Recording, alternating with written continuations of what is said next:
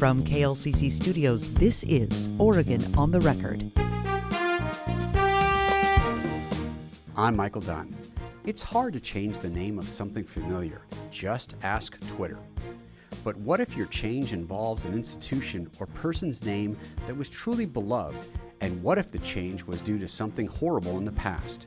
Well, that can be one of the most difficult things an organization can ever do. And for the preeminent birding institution in Oregon, they've decided the reward is worth the risk. For the Oregon Bird Alliance, in an effort to distance itself from the racist past of its original namesake, has decided to cast off the world-famous name of John James Audubon and launch a new identity. Today on Oregon on the Record, you'll hear from the executive director of the organization, as well as from an OSU professor who's an expert on the reasons organizations reckon with the troubling names of the past. On the show today, you'll hear from the person whose organization has made the change, as well as an expert at OSU who's delved deeply into the effort to remove historically abhorrent names and replace them with titles that are inclusive and equitable. First up, we hear from the newly named Bird Alliance of Oregon. Stuart Wells, Executive Director for the Bird Alliance of Oregon, formerly known as the Portland Audubon Society. Welcome to the program. Thank you. I appreciate being on here today. Yeah. Boy, so you've made the change in name. And my first question for you is, what do you think that name change is going to do for the organization? Well, I think what we're trying to accomplish, and the reason we changed our name was because, as everyone knows, that our country has been grappling with systemic racism pretty much throughout our history, but more so coming to the forefront in the past few years. And we've had internal discussions and in-depth discussions about how we can be more inclusive internally, as I say, and externally. And as we had these conversations, we realized that right in our former name was a barrier to some. The name John James Audubon is known to many as the person who identified a lot of North American birds and painted them. But some don't realize that he was an unrepentant anti-abolitionist. He bought and sold slaves. He also desecrated indigenous peoples' graves. And we recognize that part of our mission is to be more inclusive, especially that in these times of environmental movement, the more voices that are heard, the more likely to have positive impact on what we need to do. And that one important component of that is to drop that name, because the name Audubon is a barrier to some. And sometimes a barrier is not visible to folks that it doesn't impact. So we recognize that it does impact, especially marginalized communities and people of color. Let me reintroduce you to our listening audience. We're talking with Stuart Wells. He's the executive director for the newly named Bird Alliance of Oregon. Your organization chose to change the name, but others have not. There are other local organizations, and even the National Audubon Society has chosen not to change the name. Were there concerns that you were going to do this and perhaps, I don't know, either lose connectivity with the national organization, or perhaps anger longtime supporters of the national organization and its charter? Yes, that was an important consideration, as we go through this process. And I imagine any organization that's considering a name change has to really think about, who their audience is, and was there such a powerful brand recognition, and will you lose folks if you make that change? For us, it was more important to be more inviting, because we work in educating people about birds and about the impact of climate change. We wanted to have as many voices involved in that from the community as possible, especially voices that have been historically sidelined in this conversation and may not have had as much access to nature. We know the history of national parks and even city parks often were restrictive, Hmm. for people of color to enter into that. And though that happened historically, it also leaves an implicit kind of resonance on people of color that they may not be as welcome in those areas. So, yeah, we were concerned about it, but we were also more concerned about what our mission is to be inclusive, to work together for nature, for all people, and to have a good, um, to continue with the work that we do throughout the state of Oregon. Yeah. A criticism of national parks, state parks, or just overall activities outdoors is that we as a nation, as a state, haven't done enough perhaps to encourage more people, especially people of color, to enjoy the outdoors. Do you feel as though part of what you're doing there is certainly that idea of inclusivity that, bird watching and bird appreciation isn't just the realm of white people in strange looking hats and binoculars? It is true that birding in general has been historically somewhat of a exclusive club, but it doesn't have to be. And in fact, it really isn't overall. What we're trying to do as an organization is just to provide those opportunities, to for everyone, really, and to be able to enjoy, some of the amazing adaptations that birds have and how they are so resilient in their habitat. I mean, one of the things that I think of when I think of birds is freedom. Mm. They have this extraordinary ability to extricate themselves from a difficult situation by flying. Most Hmm. birds can fly anyway. And to me, and a lot of cultures actually consider birds as a symbol of freedom and you know and somewhat spirituality. So to to understand how we impact the world we live in and to be able to communicate that, we need more voices involved in that, and historically marginalized voices, sideline voices, such as BIPOC community individuals need to be part of that, and they should feel welcome to be part of that adventure. You know, my last question for you is this: what you've gone through, a lot of organizations are grappling with. Certainly, I'm talking to you from Eugene. Several buildings on the University of Oregon campus have changed their names because of the same issues. There's movements to change county names because of historic problems of the namesake in terms of racism and so on and so forth. My last question to you, Stuart, is really this: is I imagine some of those organizations may see what you're doing and think, boy, I really want to talk to him and find out how you did it. What were some of the some of the challenges? What advice would you give to whether it's a municipality or a private institution or a public institution considering a name change for the same reasons that you undertook yours with?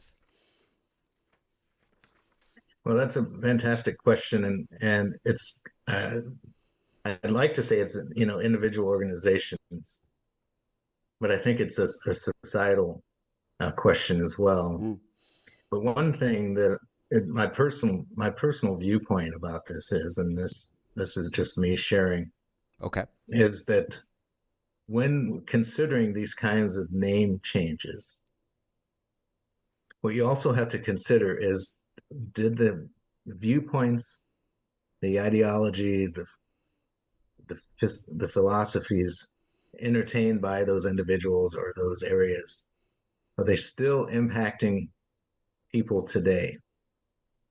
Are they still causing harm? And if that barometer says yes, in the case of systemic racism, it's clearly not gone. And some of those held views folks have said, well, that was a person of their times and it was perfectly acceptable to think that way. But those ways of thinking still have an impact. Redlining happened with communities of color throughout this country. Restrictions in some areas to live, restrictions from access to national parks, city parks.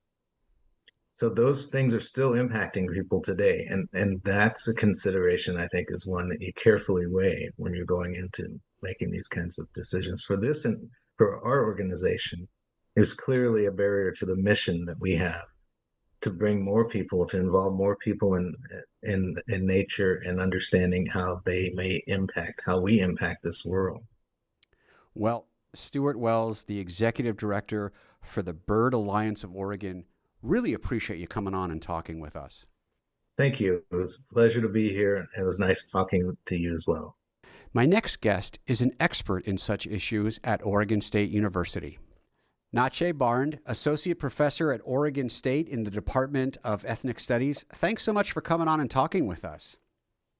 Yeah, thanks for having me. We get so used to names, and they become part of our our knowledge, our way of being, if you will. And I imagine, as we've seen, backlash can ensue. Maybe talk a little bit about sort of what is the typical backlash when an institution, an organization says, "Hey, this name is really problematic, and we want to change it." What does that backlash often look like?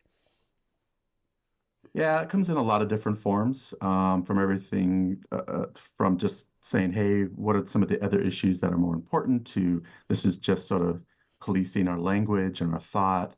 I think there can be some direct responses from within the organization or around the organization, whether it be folks who are going to deny funding, and we're seeing a lot of that in different contexts now around the country. Sometimes you get obviously threats and targeting based on that because people don't agree with your choices or your decisions or your stances. Mm-hmm. For an organization, obviously, sometimes that means members decide they no longer want to be part of that organization because they think that they've taken things too far. Yeah. So those are the kinds of backlash I think most organizations will face when they make these kind of choices. And my memory is maybe faulty on some of this, and certainly my understanding of it, and that's why I want to ask you the question.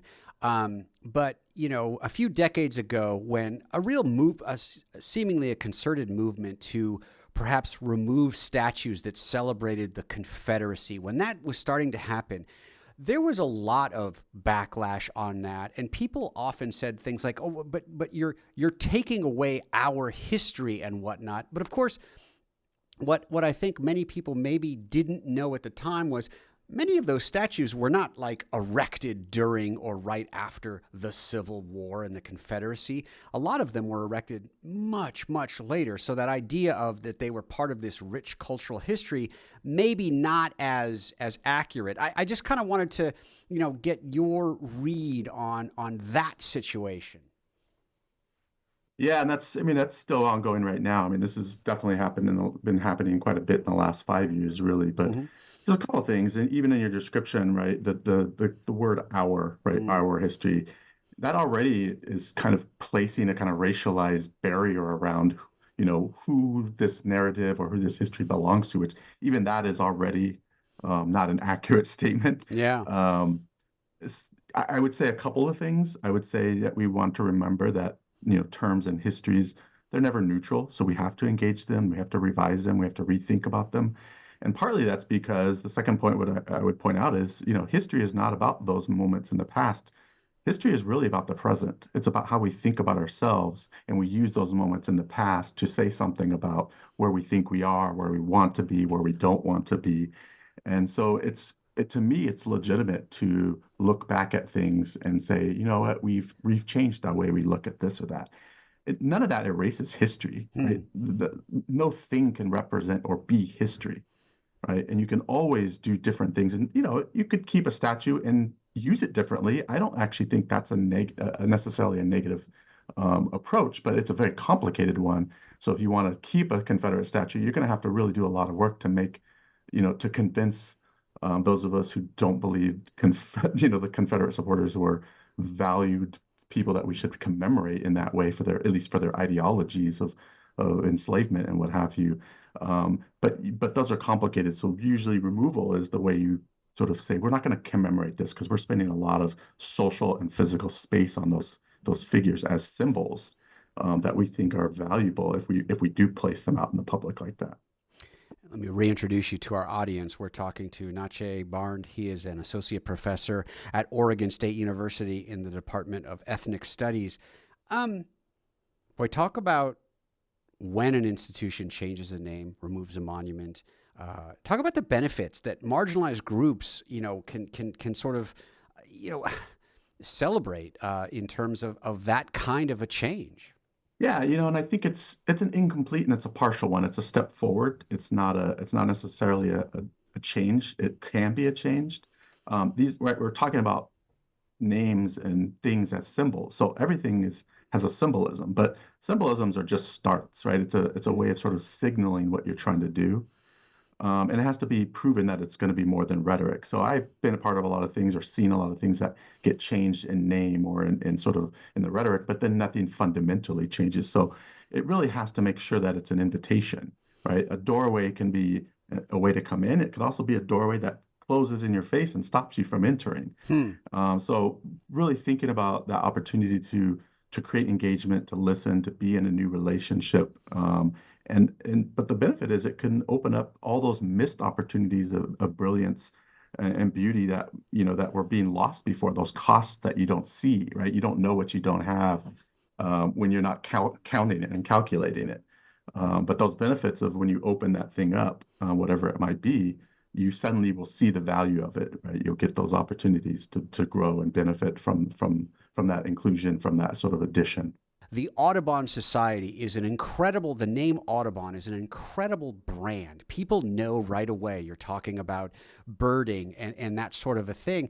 And so almost logistically speaking, when you remove a name that sort of ingrained with the activity, how do you, and maybe I'm asking you outside of your bailiwick in terms of branding and marketing, but I mean, that's a big step just logistically. You run the risk of people forgetting about you or not learning about you because that name suddenly is very different. Yeah, and that's probably why you see some of these organizations, specifically in this case, right, change into something very descriptive and hard to confuse, right? Bird Alliance of Portland. It's a pretty open-ended, or a pretty direct statement of who they are. Yeah.